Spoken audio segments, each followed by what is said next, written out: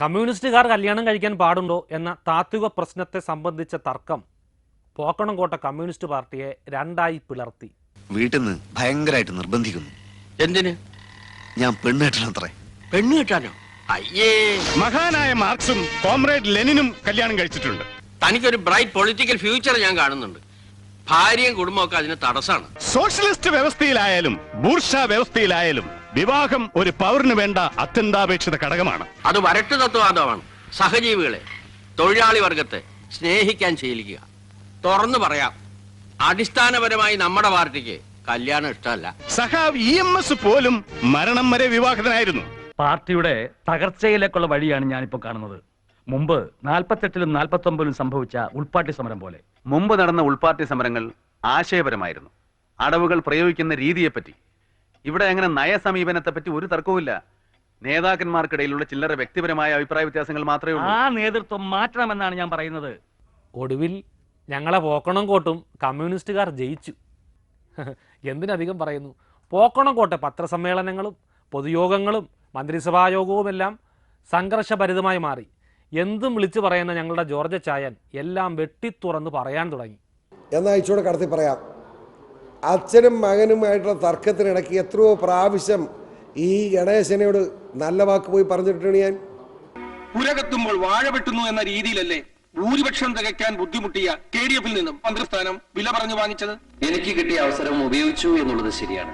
അത് പക്ഷേ എന്റെയും കുടുംബത്തിന്റെയും സാമ്പത്തിക ഭദ്രത അരക്കെട്ടുറപ്പിക്കാനോ അധികാര ദുർവിനിയോഗത്തിനുമല്ല, മറിച്ച് എനിക്ക് കിട്ടിയ ഈ അധികാരം ജനനന്മയ്ക്കായി വിവേകത്തോടെ ഉപയോഗിക്കാനാണ്. അച്ഛനെതിരെ മത്സരിച്ചപ്പോഴുണ്ടായ മാനസികാവസ്ഥ? ഞാൻ അച്ഛനെതിരായിട്ടല്ല, അച്ഛന്റെ രാഷ്ട്രീയ നയങ്ങൾക്കെതിരെയാണ് മത്സരിച്ചത്. രാഷ്ട്രീയം വ്യക്തിനിഷ്ഠമല്ല. അച്ഛനെ തോൽപ്പിച്ചപ്പോൾ എന്തു തോന്നി? ഞാനല്ലോ തോൽപ്പിച്ചത്, ജനങ്ങളല്ലേ. രാഷ്ട്രീയക്കാർ കൊള്ളരുതായ്മ കാണിച്ചാൽ വോട്ടിങ്ങിലൂടെ പുറത്താക്കാൻ ജനങ്ങൾക്ക് അവകാശമുണ്ട്. അപ്പോൾ താങ്കളുടെ അച്ഛൻ ശ്രീ ബാലഗംഗാധരൻ ഒരു കൊള്ളരുതാത്തവരും അഴിമതിക്കാരും ഒക്കെ ആണെന്നാണോ ബഹുമാനപ്പെട്ട മന്ത്രി പറയുന്നത്? ഞാനൊരു വ്യക്തിയല്ല ഉദ്ദേശിച്ചത്. അച്ഛൻ കുറ്റവിമുക്തനാണെന്ന് തെളിയിക്കപ്പെട്ട താങ്കൾ ഈ മന്ത്രിസ്ഥാനം ഒഴിഞ്ഞ് അദ്ദേഹത്തിന് വീണ്ടും ഒരു അവസരം നൽകൂ.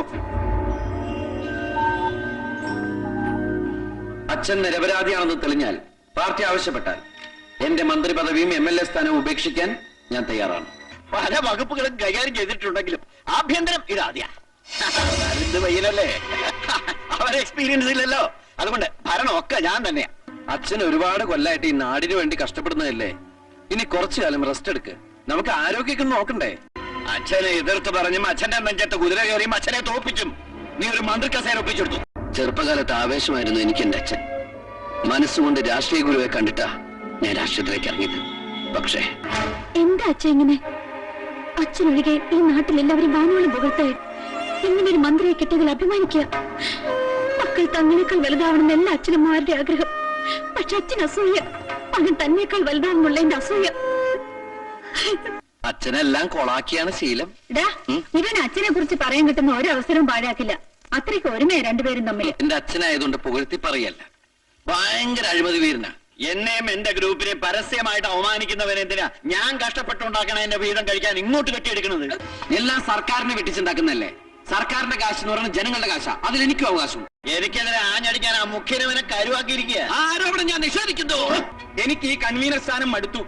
അവനവന്റെ പാർട്ടി ഈ മുറവിളി പ്രതിപക്ഷത്തിന്റെ ഭാഗത്തു നിന്നല്ല, പ്രതിപക്ഷം കാര്യമുള്ള കാര്യത്തിനെ പറയൂ. ബഹുമാനപ്പെട്ട വിദ്യാഭ്യാസ മന്ത്രി ബാലഗംഗാധര മേനോൻ ഈ മന്ത്രിസഭയിൽ അംഗമാണോ അതോ പ്രതിപക്ഷത്തിന്റെ വ്യക്തമാണോ? ആ സംശയം എനിക്കുണ്ട്.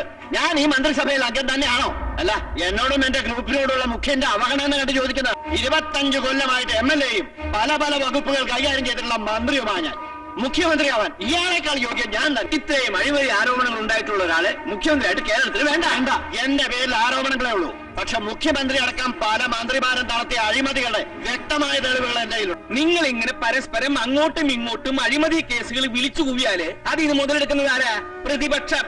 ഇനി ഒരൊറ്റ തവണ പ്രതിപക്ഷം അധികാരത്തിൽ വന്നാൽ കേരളം ബംഗാള് പോലെയാവും. താഴെ ഇറക്കാൻ പറ്റിയെന്ന് വരില്ല. അപ്പൊ പിന്നെ കിടന്ന് നിലവിളിച്ചിട്ട് ഒരു കാര്യമില്ല. നമ്മൾ ജനങ്ങളെ നന്നായിട്ട് പറ്റിക്കുന്നവരാ. പരസ്പരം പറ്റിക്കാതിരുന്നാൽ കാലാവധി തീരുന്നത് വരെ നമുക്ക് ഭരിക്കാം. അതുകൊണ്ട് മുഖ്യമന്ത്രിയെ മാറ്റേണ്ട ഒരു കാര്യവും തൽക്കാലം ഇവിടെ ഇല്ല. ഭരണം കിട്ടിയതോടെ പോക്കണംകോട്ട കമ്മ്യൂണിസ്റ്റുകാർക്കിടയിൽ ഗ്രൂപ്പുകൾ സജീവമായി. പ്രതിപക്ഷം കൂടി ജയിച്ചാൽ എന്താ? Ulpalakshan group, Cuba മുകുന്ദന്റെ Kannur lobby, ഞങ്ങൾ കൊയ്യും വയലെല്ലാം ഞങ്ങളുടേതാകും പൈകിളിയേ. സഖാവ് നാണപ്പൻ പിന്നീട് ഒളിക്യാമറ വിവാദത്തിൽപ്പെട്ടു. പഴയ ചില രാഷ്ട്രീയ കൊലപാതക കേസുകളിൽ നെട്ടൂർ സ്റ്റീഫൻ അറസ്റ്റിലായത് ഞങ്ങൾ പോക്കണംകോട്ടുകാരെ ഞെട്ടിച്ചു. ക്യൂബ മുകുന്ദൻ അവസരം മുതലെടുത്തു നെട്ടൂർ സ്റ്റീഫനെ പാർട്ടിക്ക് പുറത്താക്കി. വളരെ വേദനയോടെയാണ് നെട്ടൂർ സ്റ്റീഫൻ പാർട്ടി വിട്ടത്. പാർട്ടി എന്ത് തീരുമാനമെടുക്കുന്നോ അത് സ്വീകരിക്കാൻ ഞാൻ തയ്യാറാണ്. അയ്യോ സോറി മിസ്റ്റർ സുകുമാരൻ പോക്കണംകോട്, നമ്മുടെ പ്രോഗ്രാമിൻ്റെ സമയം അതിക്രമിച്ചിരിക്കുന്നു. നമുക്ക് താങ്കളുടെ ദേശത്തിൻ്റെ കഥ തുടർന്ന് കേൾക്കണമെന്നുണ്ട്, വളരെ രസകരമാണ്. പക്ഷേ നമുക്ക് പിന്നീടൊരു അവസരത്തിലേക്ക് മാറ്റിവെക്കാം. എങ്കിൽ ശരി, അങ്ങനെ എല്ലാ പോക്കണംകോട്ടുകാരുടെയും പേരിൽ എല്ലാ പ്രേക്ഷകർക്കും ഓണാശംസകൾ. പോക്കണംകോട്ടുകാർക്കും വ്യക്തിപരമായി പോക്കണംകോട് സുകുമാരനും ഉന്മൂലനാശം സംഭവിക്കാതിരിക്കട്ടെ എന്ന് പ്രാർത്ഥിച്ചുകൊണ്ട് എല്ലാവർക്കും ഓണാശംസകൾ. വീണ്ടും കാണാം.